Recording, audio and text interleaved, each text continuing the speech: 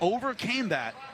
And is right now fighting once again. Guys. Nice left hand there by Yaqubov. You know, Kiddo's had a bunch of losses, and he got that kind of mentality of being.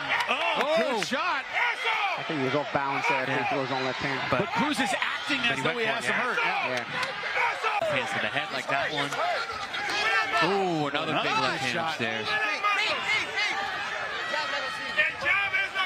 Yaqubov starting to get the timing for the first time. Yeah, that's Cruz back.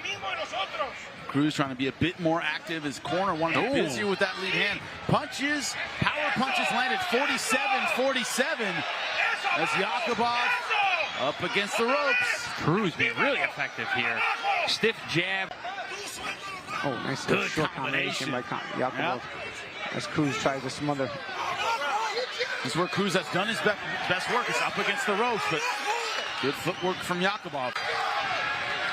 Yaqubov beats him with clean punches.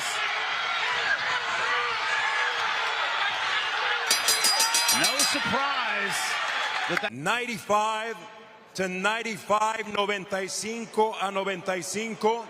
Este combate es declarado un empate. This bout is declared a split draw.